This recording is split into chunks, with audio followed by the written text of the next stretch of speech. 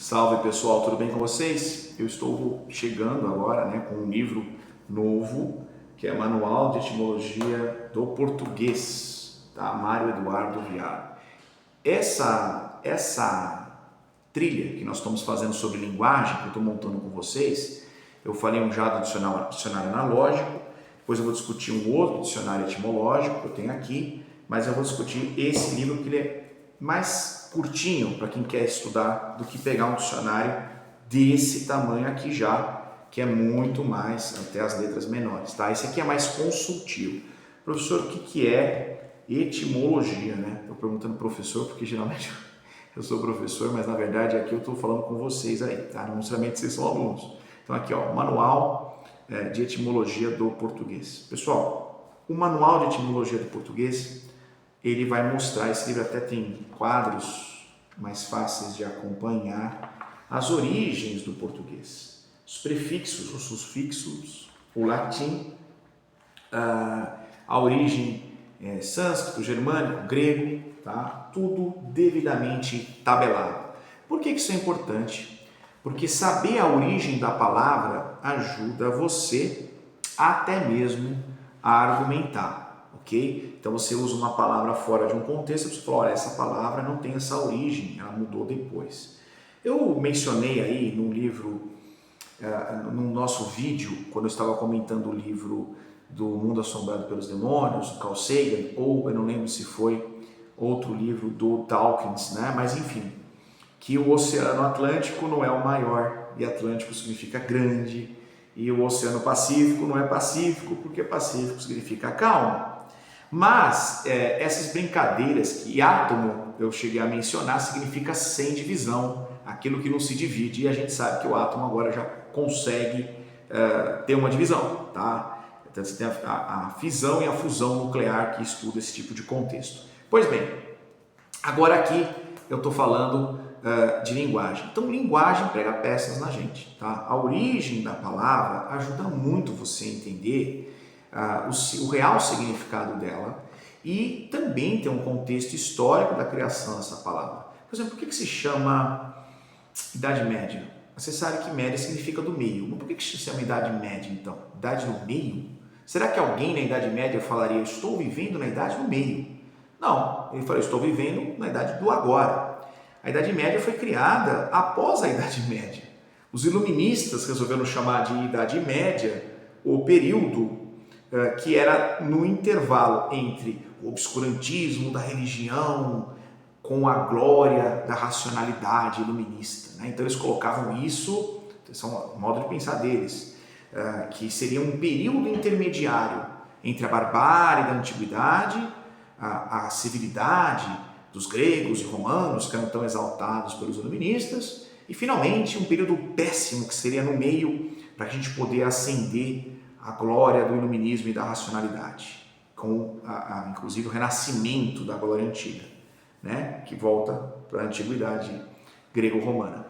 Bom, a gente sabe que não é bem assim, vários filósofos vão criticar o iluminismo, o Nietzsche vai criticar o iluminismo, o Hegel vai ter um certo carinho pelo iluminismo, o Kant vai ter um carinho pelo iluminismo, e mais a filosofia alemã começa a criticar o iluminismo, na escola de Frankfurt e outras escolas vão criticar isso, o próprio Marx vai criticar a visão iluminista, apaixonada e tal. Então os nomes são cunhados, são criados, na verdade, em realidades que depois eles perdem o seu sentido ou reacendem seu sentido.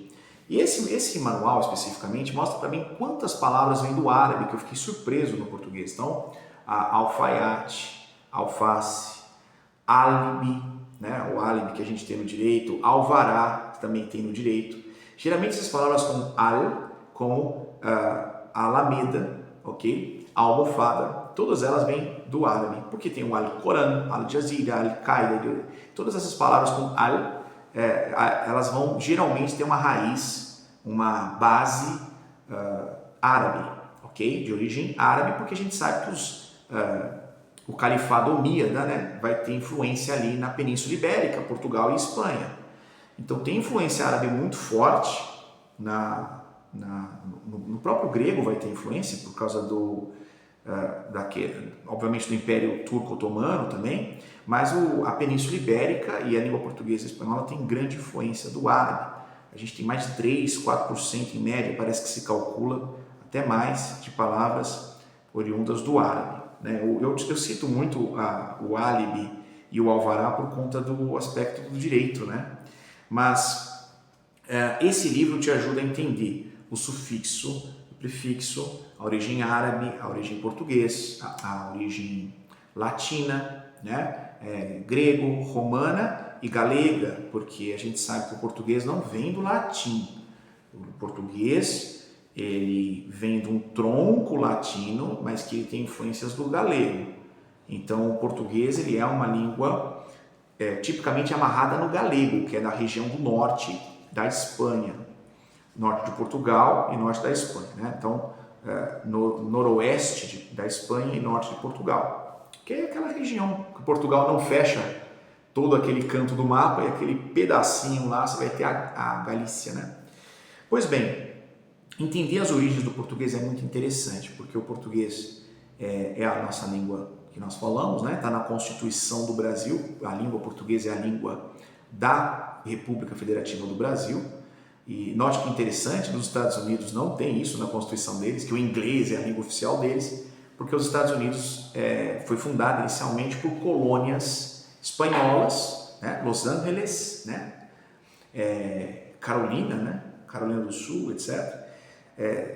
Nós temos cidades locais com influências francesas, Louisiana, né? Louisiana, né? Que são os reis lá, né? Da França. Você vai ter outras regiões que vão ter nomes franceses, vai ter também York, Nova York, York na Inglaterra, tá? Orleans, né? Orleans, New Orleans, né? Que também tem base francesa. Geralmente a influência francesa e espanhola nos Estados Unidos é mais no sul, né? A inglesa é mais ao norte. Então o próprio Estados Unidos não fala que a língua oficial dele é o inglês, mas o Brasil fala na sua Constituição de 88 que a língua oficial é o português. E não poderia ter falado também o tupi ou outras línguas indígenas, isso não chega a ser mencionado, tá? Então a língua da República Oficial do Brasil é o português, não significa que ele não incentive, não estude as línguas dos povos originários do Brasil. Bom, você pode utilizar então em hermenêutica gramatical, literal, você pode utilizar como curiosidade e você pode utilizar para ajudar a entender as raízes dessas palavras. Porque especialmente no grego e no latim, as palavras elas têm uma amplitude muito grande. Então, eidos em grego, eidos é essência, mas não é bem essência tão simples, é muito mais complexo. Logos em grego significa palavra, mas não é só palavra, é razão, racionalidade. Você tem sociologos, sociologia, né? Você tem todas aquelas logias que são os estudos que a gente tem. Pararalogia, tararalogia, que vem de logos, mas não é só palavra. Então você tem a complexidade dessa logos, que significa mais do que palavra, significa racionalidade, né? Alguns traduzem até como verbum em latim, mas não é isso, é muito mais que isso, né? Eu posso utilizar, portanto, uma mesma palavra em diferentes contextos e o significado dela é muito amplo. Isso tem muito no chinês, isso tem muito no grego, ok? Então, quando você fala em psique em grego, você pode estar falando da própria deusa, que significa a alma. Alguns traduzem como alma, vai virar ânima, animal. Outros dizem que não, que psique é muito mais do que alma, não pode traduzir como alma, porque ele tem um outro contexto totalmente diferente. Então, nessa linha, o Victor Salles atenta muito para esse detalhe. Bom, então se você gostaria de saber a origem das palavras, de onde vem lei, de onde vem direito, né? Direito inclusive vem de directum, olha a curiosidade disso. Na verdade, os próprios romanos não falavam direito, eles não falavam, olha, eu faço direito, eu curso direito, eles falavam ius, de justícia, ou de dike, né? Que é a deusa da justiça na Grécia, né? Depois vamos dizer que é Atenes, que é uma titânia. Então os romanos não falavam que eles cursavam directum, estudavam directum. Directum significa reto, justo, alinhado, né? Andar na linha. Quem anda na linha anda direto. Eu vou falar direto e reto, papo reto, né? Então direto vem de coisa direta, sem distorções, sem ficar dando voltas. Mas os romanos gostavam mais de usar a palavra ius. Eu curso ius, eu estudo ius, né? Ius gentium, ius civili, ius sanguinis, né? Ius solis. Então, todas essas expressões. Se você gosta disso, e eu gosto pra caramba de etimologia, a origem das palavras, esse livro é bom para começar, bom para ter um apanhado geral, ele é muito curtinho, tem muitas tabelinhas legais para você ler, mas se você quer algo mais ainda complexo, da Lexicon, o dicionário etimológico, que eu posso comentar aí depois para vocês, mais especificamente, ele é mais técnico, né? Tem verbetes, inclusive aqui você descobre quando a palavra foi grafada pela primeira vez, que a gente tem conhecimento em língua portuguesa. Olha, foi a primeira vez grafada num dicionário, num livro de manual de culinária de 1300, nós achamos essa palavra na língua portuguesa, tá? É isso. Pessoal, quem gostou do livro, aqui embaixo, sempre o link para quem quiser comprar, tá? Colabora com o nosso canal, se você comprar, você não paga mais por isso, é um repasse que a Amazon faz para nós sem acrescer no valor. Se você gostou, deixa o seu like, se inscreva no canal, acompanhe. Esse é um canal que a gente faz a coisa de forma bem aleatória, bem tranquila, bem fluida, comentando livros.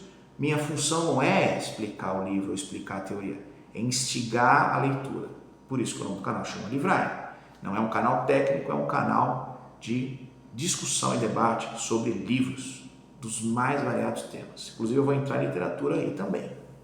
Um abraço para vocês e até a próxima. Se inscreva aí. Tchau, tchau.